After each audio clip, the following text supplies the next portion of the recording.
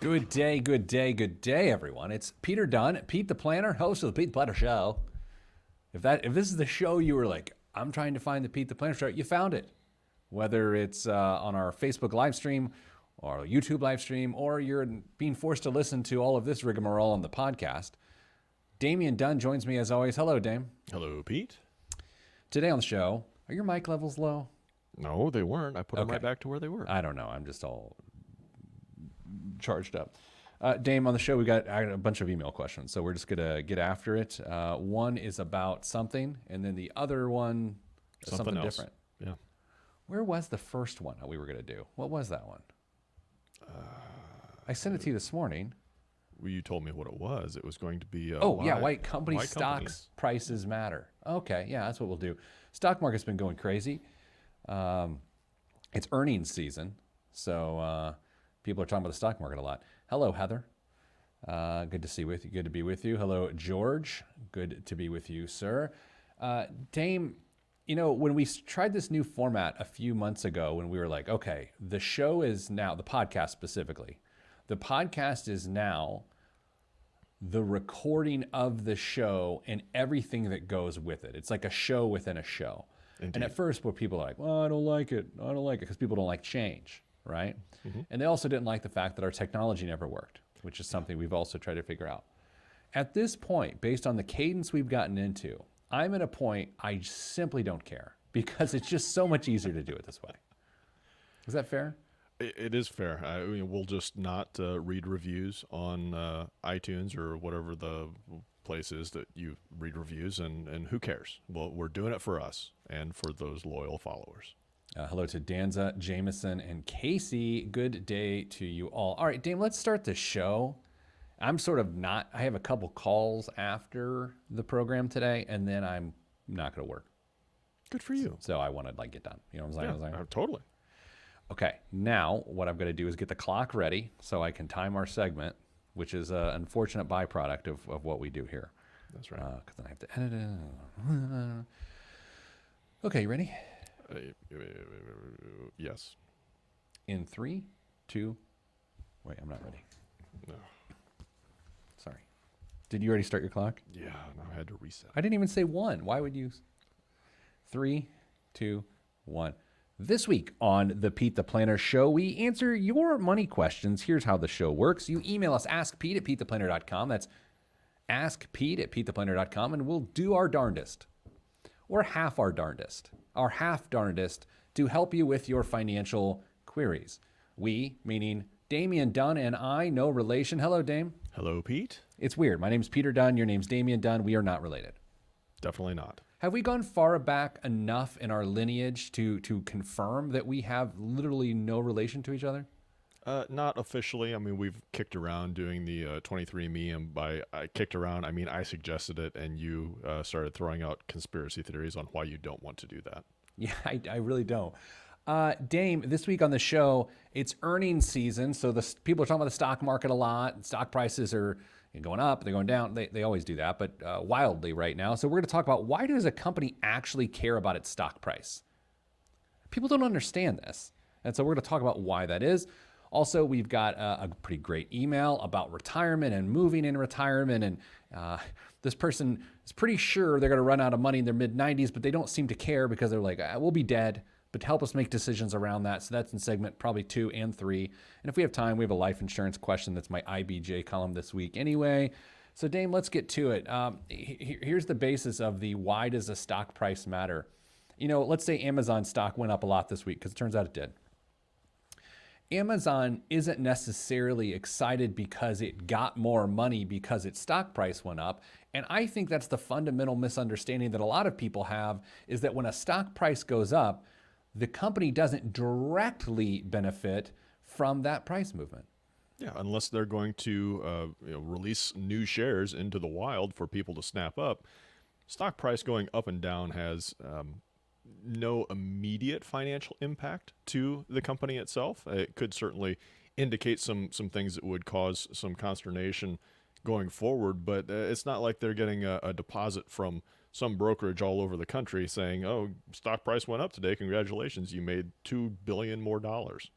Yeah, that's why an initial public offering, an IPO, that's what matters to the company initially, is that that's where they are able to capitalize sharing those shares with the general public. And so, but like you said, one of the indirect benefits to a stock price going up is that it looks like it has financial strength. In the instance of GameStop, what we have seen, the crazy GameStop thing that's been going on for several months with Thunder Kitty and Reddit and what's his name? I have no idea. I can't remember. Roaring Kitty? I don't know if anyone cares, but so what happens is everyone's trading GameStop because people on chat boards said you should trade GameStop. And so it went up in value despite the fact that the underlying stock from a financial perspective just didn't make a lot of sense. And so what GameStop has done recently is they've issued a ton of new shares, a new offering of stock, and that has directly benefited the organization as they've been able to take on a lot of cash. Yeah, strike while the iron's hot. Your stock price goes from the toilet to something that's unbelievable. And if you think there's enough of a market out there for you to issue some new shares because people are interested in what you're doing, and there's maybe been some changes on the board in GameStop's case, and you're putting together this plan to be relevant in a new market for yourself. Yeah, capitalize on that because you've got to be able to make these changes. And if you need a fresh infusion of cash, this is a great way to do it. I think a good way to draw a line of distinction between a company caring about their stock price and the individuals within the company caring about the stock price, there's just two different thought paths here. So in terms of the individuals, oftentimes the individuals and management and leadership and based on incentive compensation that work within the organization have stock options. They own company stock. And so when their performance or decisions or luck lead to the stock price going up, they personally benefit from that. And I would say that is near top of the list as to why companies / the individuals who work for those companies actually give a rip about their stock price. Totally. And if you are in certain industries, tech industry, for example, maybe a good chunk of your compensation is going to be based around stock or options or something of that nature. So you're taking a little bit of a hit or maybe a big hit with the cash that you receive in your paycheck, but you're betting on the long-term prospects of this company. And if you can make it work, you could turn out to have a whole lot of money available to you through equity side of the company. And if that's the case, then you are bought into the company, and you're going to make sure that you do the best you can to raise that stock price. And if it hits, it hits. You're going to be in great shape. Another element people tend to forget about is that the owners of the company are the stockholders. So the people who own the stock own the company, which is to say, if stock price isn't doing what the stockholders want it to do because it's in their own personal best interest for it to go up, they can, and sometimes do make changes via proxy. So, if you get enough shareholders to create some semblance of a majority or a plurality for that matter, then you are able to affect systemic change within the organization, get different people on the board of directors, get a different CEO in place. And so if your stock price is struggling or going down, the shareholders will come in and make changes, and the people who work within the organization don't necessarily want that, although arguably sometimes they do. Dame, another element to this too is the idea of the hostile takeover, which always makes me think of like 80s and 90s movies. Like Michael J. Fox is involved. You ever watch Secret of My Success? No, I did not. One of my favorite lazy Saturday, Sunday movies to watch. Secret of My Success, Michael J. Fox. So it's good. You got to watch it. Walking on Sunshine is the... I'm walking on sunshine. Whoa. Yeah, I got that. Yeah. That is like the part of the movie. Anyway, hostile takeover is when a company's price is so low, a company's stock price is so low, that an organization can come in, buy up a bunch of shares, and essentially just say, okay, oh yeah, now we own you now. And in public publicly traded companies, that's a very real possibility. If your stock price is high enough that that is not a practical thing, they lose the leverage there. And I also say the other side of that, Dame, is if you've got a high enough stock price relative to your competitors and the strength of your financials, you can go hunt them. Yeah, it goes both ways on that one. I thought this is where you were going to go with the previous point, but you just connected the two. It's very nicely done. But yeah, low stock price presents some big issues for you, whether it's internally or externally, with people coming to take up everything that you've worked so hard for. I think it does offer one of the purest forms of an incentive compensation, though. Sure. That a person's, not only their current income, their annual income, not only is that tied to their performance at work, but their true financial future. Their net worth is directly impacted by, hey, if you do a good job on this project, it's going to possibly down the line impact our stock price, which would then increase your net worth. And that's sort of pure capitalism. That doesn't actually bother me too much. It wouldn't bother you, I would assume. No, it'd be interesting to see if a study has been done if companies that offer stock options to employees perform better than companies that don't. Ooh, that's really interesting. Sometimes, there's the ability for employees to buy discounted company stock, and then there's a whole theory as to why that works, and then they can exercise them, and that helps churn the stock price to a certain level. A lot of times what we've seen over the years as we've served people, you can buy it at a 20% discount and essentially get an instant 20% rate of return if the holding period is short enough and the stock price remains level. Dame, let's do this. After the break, we've got a 63-year-old woman who emailed us about moving to South Carolina from New Jersey and what are the best decisions around retirement there. We will do that next, right here on the Pete the Planner Show. I am Pete the Planner. God, that felt like a real radio segment. I'm not going to lie. Did that feel real? I think so. Levi off. Hello, Levi. Levi sent us a cryptocurrency email this week. Did you see that? I did. It was very nice. Thank you. A company caring about its stock price is by definition the goal of a public traded company. They answer to shareholders, not to mention delayed compensation models. Ensure company leadership seeks long-term value. There you go. Hard to argue with that. Why am I checking my phone during the show? Probably because you see me glancing down because I'm checking my phone for the timer. Oh, okay. Dan, let's come back with his email. And here this could be a long one, so buckle up. I'm going to try to get the question out as soon as possible, or the background out as soon as possible, so we can start to get through the questions, because there's a lot of questions. Let me change the view for the Facebook people. We'll go wide shot, so you can see Dame's missing poster, then you can see my shelves. 2 now. 2 missing posters? Yeah. Your adhesive game is off, bro. Not working well. I'm going to have to find something that works, because I'm not happy. Back on the Pete the Planner Show, answering your money questions. Dame, we got a question from a woman who is in New Jersey, and her question says, love your podcast / blog. Thank you, Jackie. I'm 63 in August and still working. I have the better medical insurance and plan to work until December of this year or a few months into next year. Husband is 63 and a half. I like when, time out. Dame, I like when people of that age give their half birthday like they're 7-year-olds, Do you think this was just a little flex to say that he's older than I am? Oh, of course it is. Yeah. And for what it's worth, I'm 5 feet 9.5 inches tall. We had always aimed for retiring at 63 just because, and the financial advisor ran those numbers to make sure our money would last based on our projected budget and market predictions. So far, so good. And I think Dame and I would agree with that. We'll have money until age 93. Doubt we'll live that long. We have almost $1.5 million in joint 401ks, including about $21,000 in HSAs. We have $60,000 in non-retirement mutual funds and $10,000 in an emergency fund.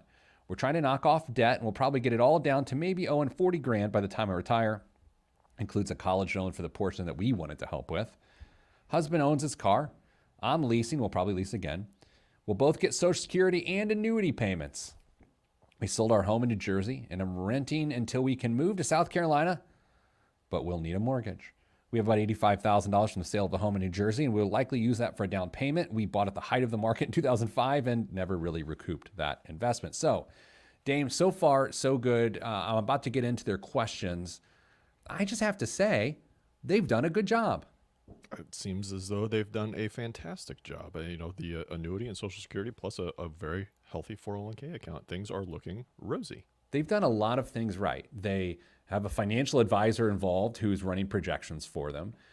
This idea, and this gets into one of their questions, but this idea that they decided to sell and rent and just chill is a really savvy move that I love. Yes. Which gets to the first question. Question number 1. We thought of renting when we moved to South Carolina so we can get a feel for the area. What are your thoughts on renting versus owning? Is there a rush to own a home for any tax benefits? With the large exemptions we now get, I would think no, but the plus is having an asset to grow and leave to our 2 adult daughters, both 24 and 27, and oddly enough, struggling. Okay, Dame, question number 1. If you're moving to a new town from far away, you have to rent for the first 6 months on a month-to-month basis, just so you know what's up.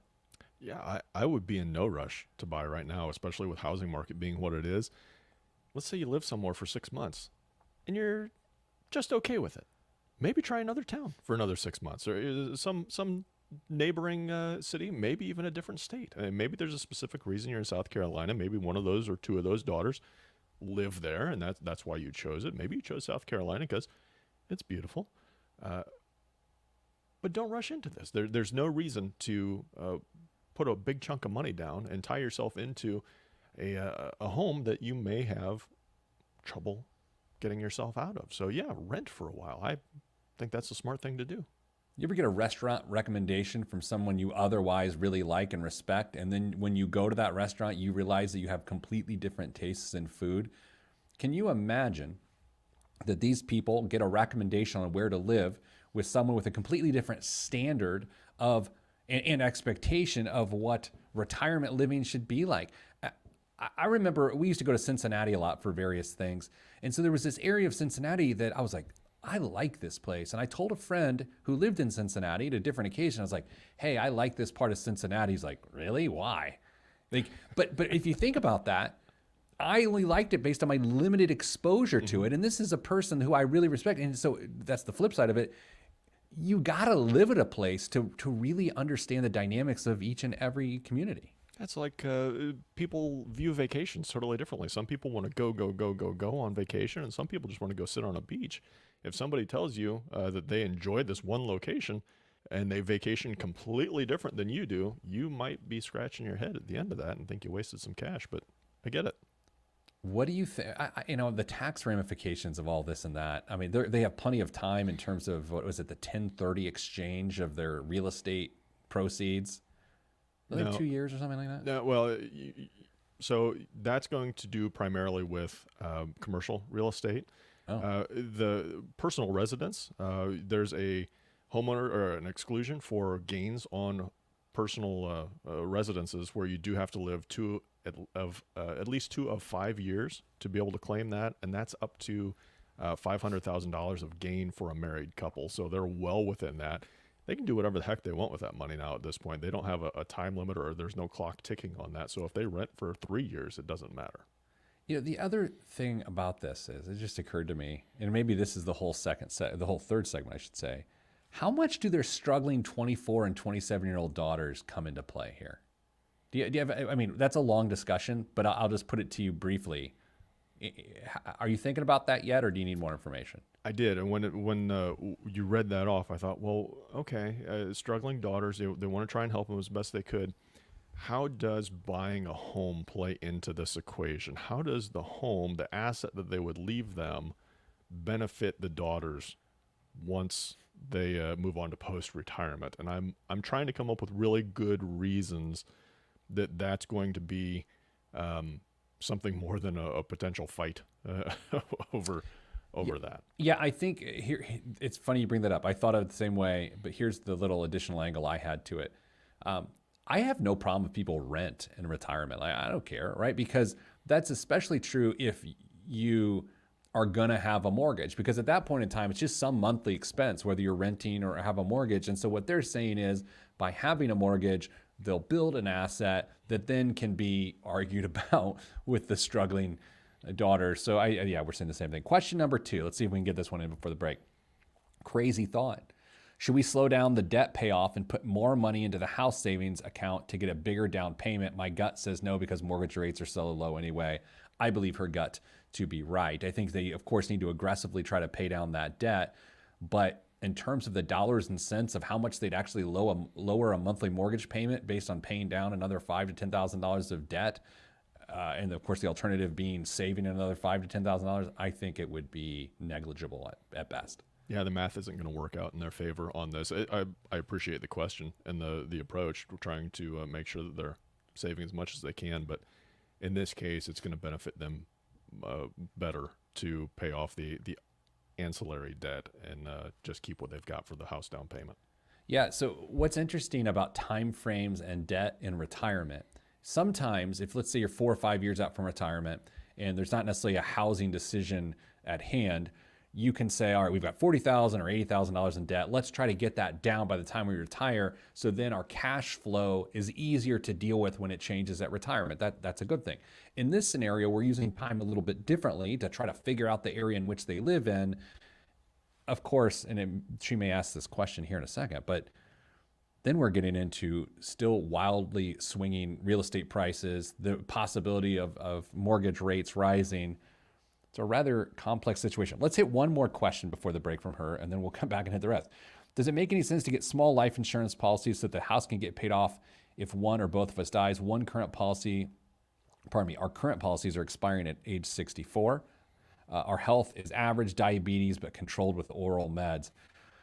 I mean, Dame, everything Jackie has said so far is on point and realistic. I have to admit, though, the cost of life insurance to cover a mortgage for two 64-year-olds with diabetes, even if it's controlled orally with meds, those are going to be some astronomical life insurance rates. They could potentially look into some policies that are specific to covering mortgages to pay those off if they wanted to, but to go out and buy some term, I don't think that's going to be worth it for them. Cost prohibitive. It's a good idea, but I don't think it would make a lot of sense. All right, so Dame, coming up out of the break, the rest of these questions, I'm Pete the Planner. I feel like it's a real show today. Maybe it's just me.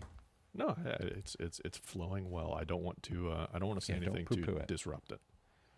I of course, like an idiot, Dame, you and I are in pre-show, and a phone call comes in, and I'm at the decision. I'm like, all right, I either take this phone call that I've been wanting to take because I'm trying to figure something out, and I either deal with what that person says as I try to get through the show today, or I don't take the phone call, and then I just have to deal with the fact that this person is willing to tell me what I need to hear, but I'm not going to know what it is for another hour. I chose to answer the call, and so now I'm burdened with the baggage of that phone call. Imagine how differently this show could have gone if you would have gotten the exact opposite answer that you got on that phone call. Oh my gosh, yeah. Well, I still don't know if I got an answer in that phone call. Good point. All right, you ready to come back with this? Yeah, let's do it.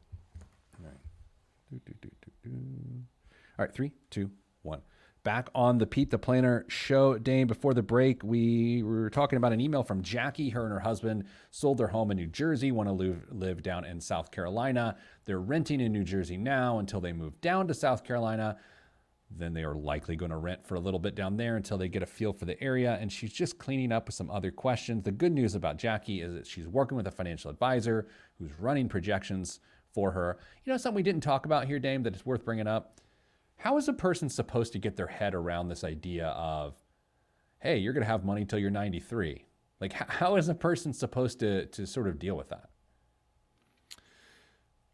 Do you mean that there's a limiting factor at 93? That you think that's where they might start stumbling a little bit? Yeah, I was hoping not to ask a loaded question, but I may have asked a loaded question. If someone says, hey, you're good to go, your retirement plan is going to work great as long as you die by 93, is a person supposed to be okay with that?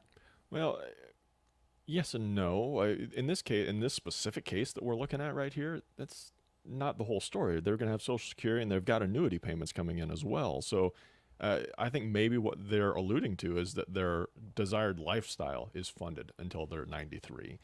They may have to make some changes after that. And if you've got a mortgage wrapped into that, that could weigh heavily into what changes you have to make sure that you are able to keep food on the table and things like that. But I don't think it's quite as dire as maybe we read into it at first. But in general, when somebody says our plan works until we get to age whatever, pick an age, everything's not static before that. Changes can be made as you lead up to that. And you know what? Your activities are going to change throughout your retirement. When you first retire, you're young and healthy, you're going to go and do stuff. You might spend a little bit more than you had originally planned, and a good financial planner will talk you through that process. As you start to get older, though, things creep up. Desires change. You don't travel as much. You're not out and about nearly as much as you were. You're going to spend less money naturally. It's just going to happen. So those projections that you had where you're going to spend the same, maybe a little bit more, and many financial planning pieces of software will show you that, and also inflate it a little bit.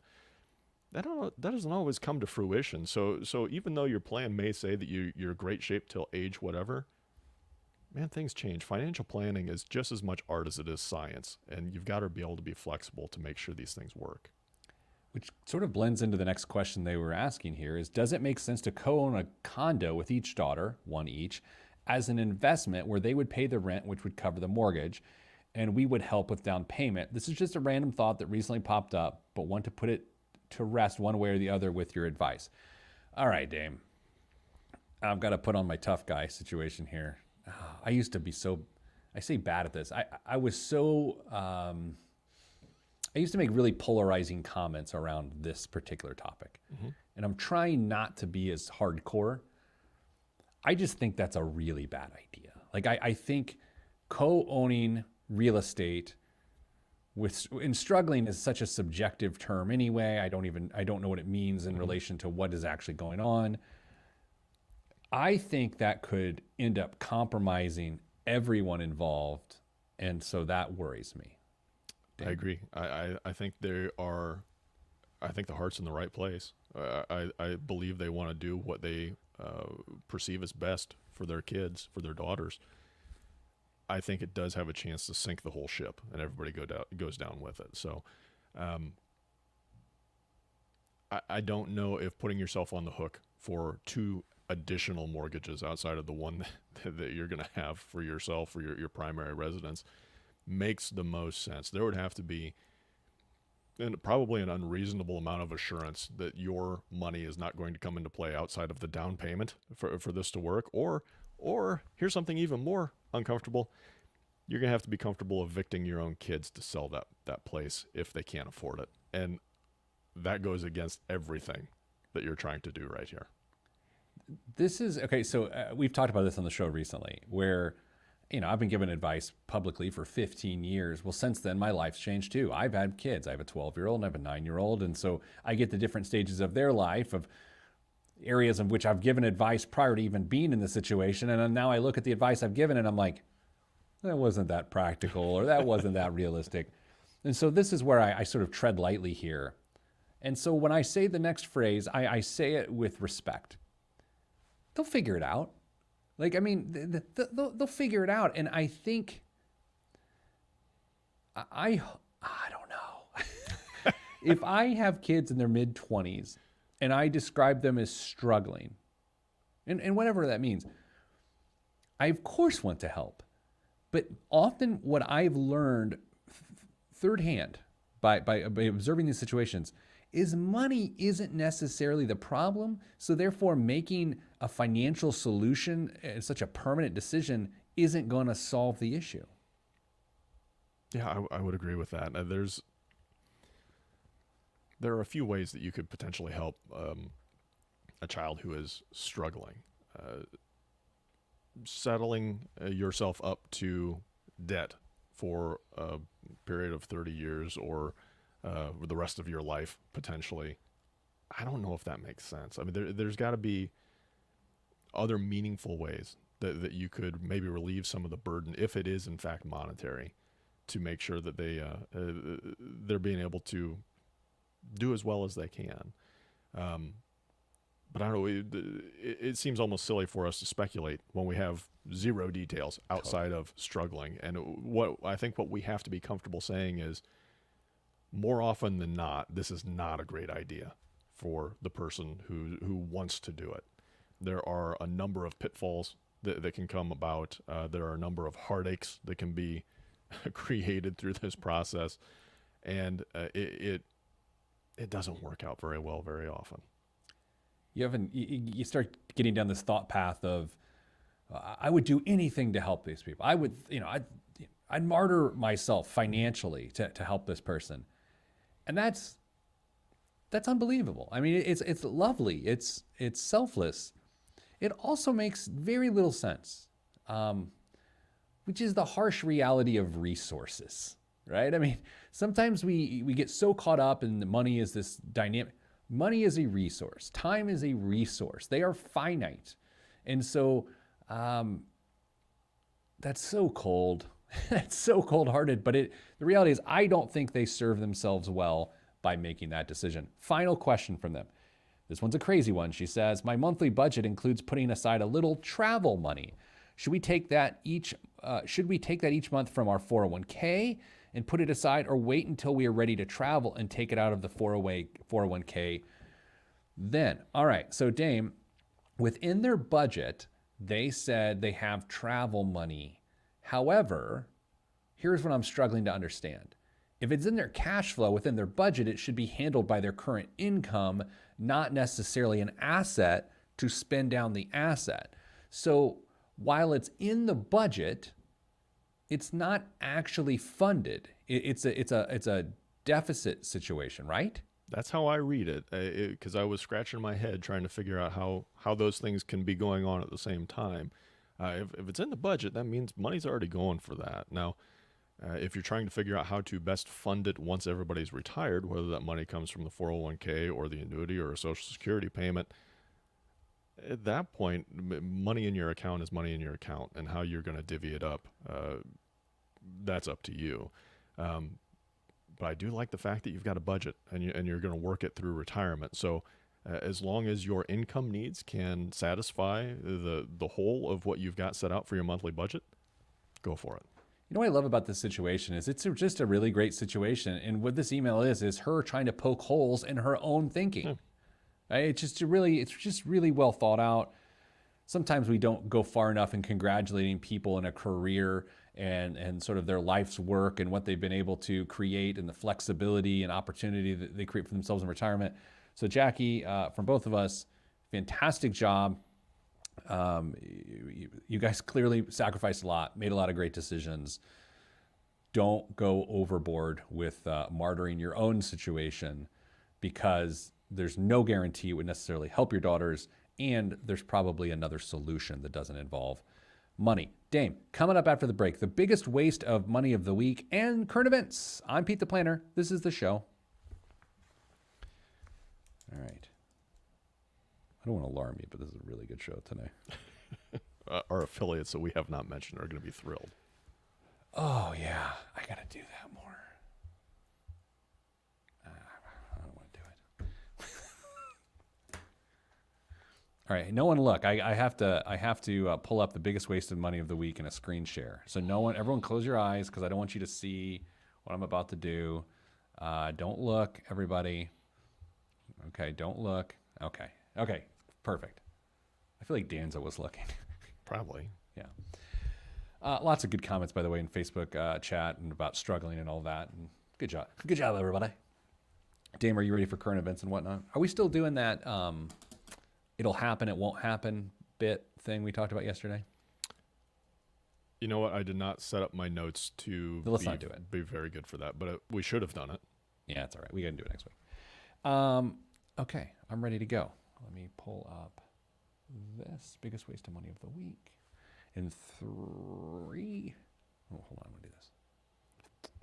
Okay, 3, 2, 1. This week's biggest waste of money of the week right here on the Pete the Planner Show is Queen Elizabeth II's 24 karat gold Nintendo Wii. commissioned in 2009 by American gaming company THQ and delivered directly to Buckingham Palace, this one-of-a-kind Nintendo Wii is gaming royalty. Although it's unknown if Her Majesty ever actually played the console, slight wear on the 24-karat gold electroplated surface of the controller suggests someone did at one point. The console was thought to be lost, but was in fact purchased by collector Donnie Fillerup. Can't be a real name. No. In 2017, a fact he kept quiet until a 2019 interview. Oh, that cheeky baby. How was he able to keep it quiet? Due to the unique nature of this item, Fillerup says a specialized shipping company will be contracted to ensure that the buyer receives it in good order. Dame, what is the starting bidding price on eBay for this item? Dollars, pounds, or euro? Oh, that's a great question. I have it converted in dollars. Okay. $63,000. Oh, I'm sorry. 300,000 American dollars for a Nintendo Wii, possibly played by Her Majesty. Not played by Her Majesty. Harry was playing with that thing. I am tempted to say things right now like, I just don't get the royal family. The whole thing is just absurd to me. But I feel like that is disrespectful to people that really, really like it. I will say that I'm not concerned with the royal family. I am not. I'm simply not. But for those that do, awesome. It doesn't make me right and you wrong. It just makes you much less right than me. Dame, what's in current events this week? In this week's second biggest waste of money of the week, a pair of prototype Nikes worn by Kanye West during his performances of Hey Mama and Stronger at the Grammys in 2008 has shattered the record for a pair of sneakers ever sold. Sotheby's announced Monday that the West's so-called Grammy-worn Nike Air Yeezy 1s fetched, Pete, you want to guess? $1.9 million. 1.8. You would have won, Pete.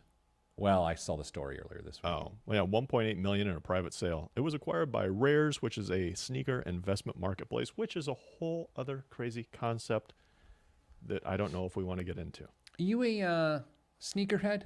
No. I'm not really a sneakerhead. I like nice looking shoes, but not some of these shoes that like the people are like investing in. I have, like low top Nikes, like nice white looking Nikes. But like the idea of I'm going to buy, original Jordans. Yeah. They're beautiful shoes. I loved them when I was in middle school. But here's the problem, Dame. What am I going to wear original Jordans with? Like, it would look terrible with anything that I would wear, whether it be shorts, pants, even a kilt. I would look like an idiot in original Jordans. You'd wear them with jeans and a sport coat for presentations to a younger, hipper crowd. But they would know what a poser I am. I think a lot of those shoes are really cool. They're beautiful. Almost every single pair look ridiculous with real clothes. Middle school, I appreciated good shoes much more at that point in my life. Do you still have a favorite pair of shoes from that period of your life? Absolutely. They were a pair of Barclays. Uh-huh. And they were like a blue within like a turquoise blue stripe. They got stolen out of my 7th grade basketball locker, and I was very upset about it. This would have been probably when you and I were in 6th grade, not at the same school, not related. Do you remember when Nike had the Air Flights that were like one big monoblock color, like yes. all blue or all red? I had the blues, and I was the first person in our middle school to have those. Man, it's such a memorable time. I'm so glad you brought that up here on our radio show. And shout out to all our affiliates, WIBC in Indianapolis and WIOU in Kokomo. I bring up WIOU on the show all the time primarily because, it feels financially related. The call letters, yeah. Yeah, it's like, why can't someone be like WCOD, like cash on delivery? IRA. WIRA, or what other 3-letter thing? W401k. Well, that doesn't work. What else is in the news? Dateline Hawaii, as the state reopens and tourism returns, there aren't enough rental cars to meet demand. That's driving up the price of rentals and leading some visitors to get creative. Some are even renting U-Hauls to get around the islands. That's right, taking a trip to paradise and cruising around in a big box truck. Of course, the law of supply and demand is firmly at work. Last month, the cheapest car rental in Maui was a Toyota Camry for how many dollars a day, Pete? I'm going to go $320 a day. $722 a day for a Toyota Camry. Whoa. Yeah. If you stayed for a couple weeks, you would actually own the Toyota Camry. Yeah.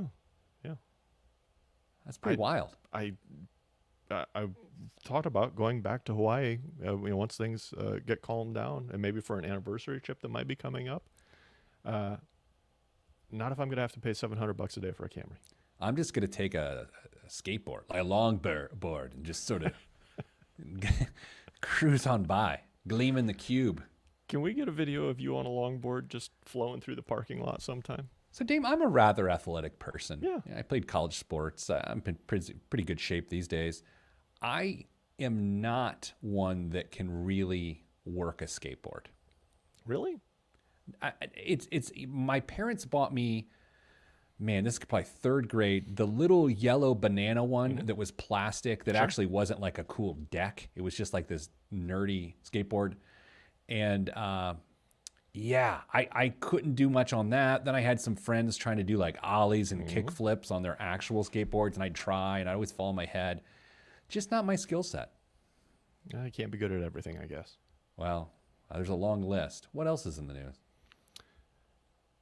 U.S. consumer confidence jumped to a 14-month high in April as increased vaccinations against COVID-19 and additional fiscal stimulus allowed for more services to be open, boosting demand and hiring by companies. The Upbeat survey from the Conference Board on Tuesday also showed a strong increase in vacation plans, suggested the economy continued to power ahead early in the second quarter after what appears to have been robust growth in the first 3 months of the year. Growth this year is expected to be the best in nearly 4 decades. Called it. I mean, it's not that hard to call. I mean, sometimes we do predictions on these shows that are edgy. Other times they're not really edgy. They're just obvious. Like people buying NBA Top Shots having a hard time getting their money, or people buying cryptocurrency, being able to get their money, or people investing on Robinhood, being able to get a customer service call back. Some of these things are just obvious. So when we make the predictions, it's not that difficult. Yeah. As expected, former Clemson quarterback Trevor Lawrence was selected by the Jacksonville Jaguars as the #1 overall NFL draft pick last night. What most of us didn't expect was that the Tennessee Wonder Boy who would use his signing bonus to invest in cryptocurrency. That's right. Lawrence has partnered with Blockfolio, a crypto investment app, to invest his estimated $22.5 million signing bonus in Bitcoin, Ether, and yes, Dogecoin. He has beautiful hair. You and I could have a full head of hair with just his hair. You know, I've been looking at him a lot. And let me tell you, this is my own personal preference. I think he'd be more handsome if he buzzed his hair. Think so? He's got a strong nose, strong chin, but I would say it's beautiful. I mean, from the back, you're like, well, howdy do, Matt? And then he turns around and like, sir? Do you think he'll be what everyone says he's going to be? I mean, remember, people are talking about, it was John Elway, Peyton Manning, Andrew Luck, or the no-fail first-round draft picks, and they're saying he's number 4. Do you agree with that? I don't know. I mean, if hair has anything to do with it, yeah, he's going to be a Hall of Famer. But hair only has so many powers. Well said. Well said. This was such a good show. Dame, we were in Indianapolis Monthly last month as a podcast to watch. Did you know that? No. I'll send it to you. I'll send it to you. We'll read about it on the show next week. Because right now, I'm sending you good vibes, because good vibes are all that's in the budget. I'm Pete the Planner, and this is a show that was mentioned in a magazine. I didn't tell you about that? No. I can read it right now, actually. I didn't actually know about it.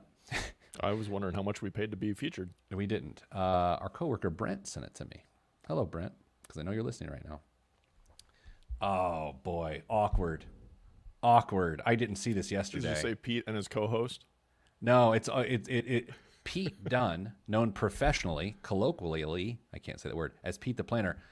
We've talked about this before. Pete Dunn, it just sounds terrible. Yeah. Peter Dunn, a.k.a. Pete the Planner, sounds so much better. Yeah.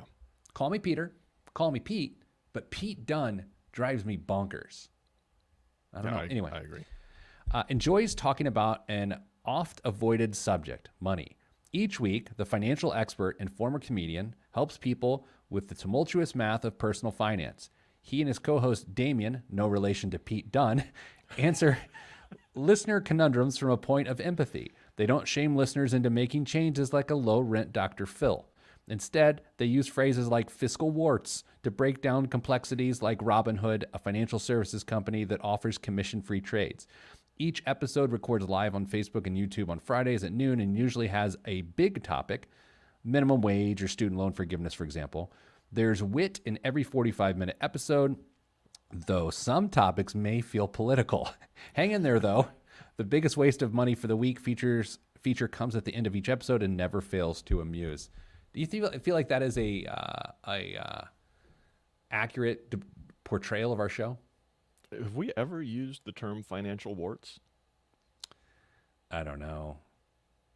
I mean, warts, anything warts, like warts is not if it, like planner warts, and then there's some other types of warts.